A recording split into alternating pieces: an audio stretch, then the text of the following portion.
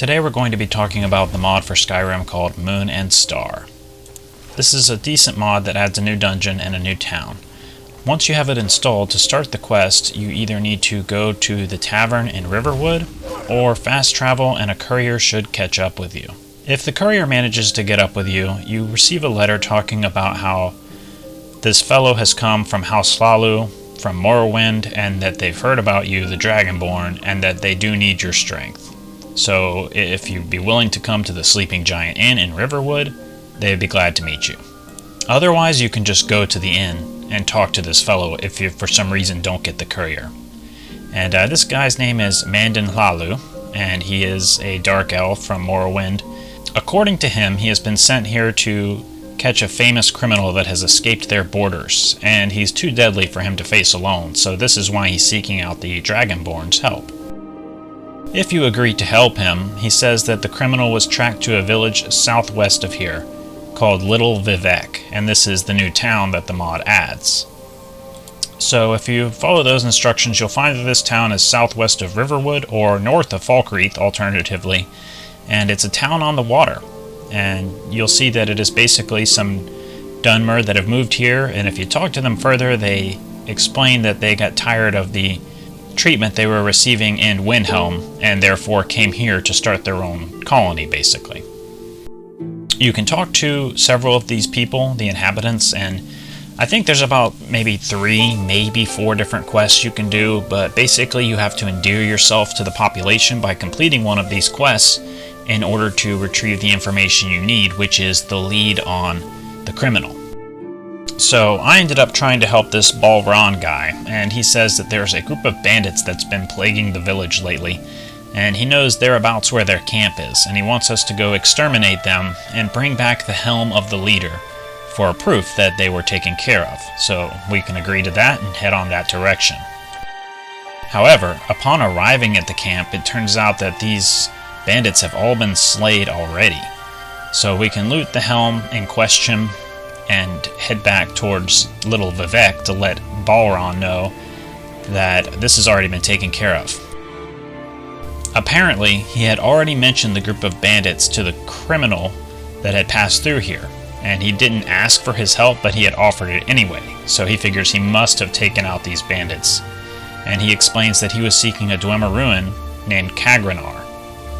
And it's not far from here, but he tells us whereabouts it's at. It's close to the border with Morrowind, so to the east. He also urges us that if we were to find him, to think before we act, because things may not be as they seem.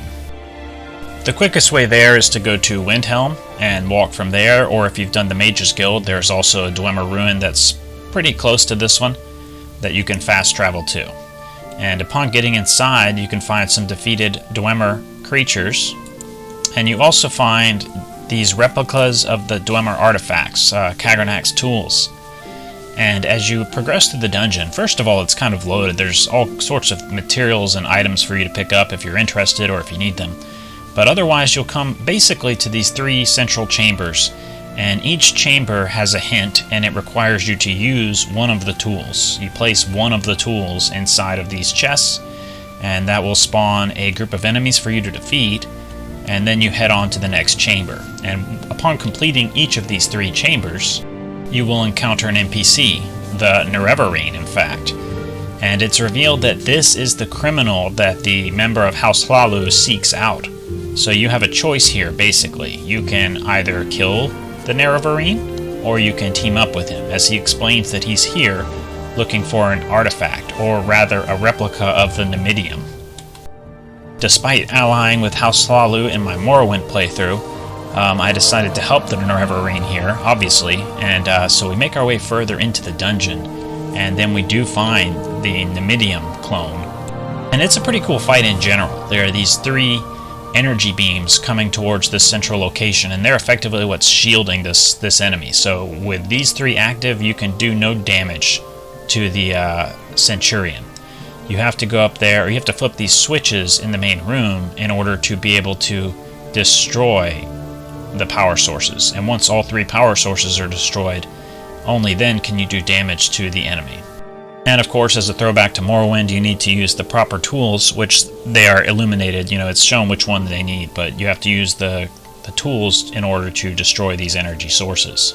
He then provides you a reward. You get to choose from one of 3 different weapons, and then you head up, taking the elevator out of the dungeon, and you are confronted immediately by the member of House Slalu. He's magically there, and he's not too happy with you. He talks about how it technically wasn't a lie that the Nerevar was a criminal because he arrived on the shores of Vvardenfell in chains, which, you know, it does make sense, but nonetheless, it's still not 100% clear why he's after the Nerevar. But regardless, he's going to attack you because of what you've done. Alternatively, I suppose he would give you a reward for completing the quest, and he's obviously involved with the Morag Tong because he has a writ of execution, which is how they operate. So really, I guess there doesn't need to be any further detail as to why he's going to kill him, because if someone's put out a public writ on him, that's just how they operate over there. But that's Moon and Star. I think it's an interesting quest. I think it's worth checking out. I like that they do add a little town, and it's a fun little dungeon romp, and it's more of a nostalgia trip than anything, but I definitely enjoyed it, if only for that purpose. If you like this video, I've got another quest summary in relation to the Beyond Skyrim Bruma mod called Upon My Honor. If you want to check that out, as well as a sort of narrated 2-hour-long tale from Oblivion in which I go through the Mage's quest line from top to bottom.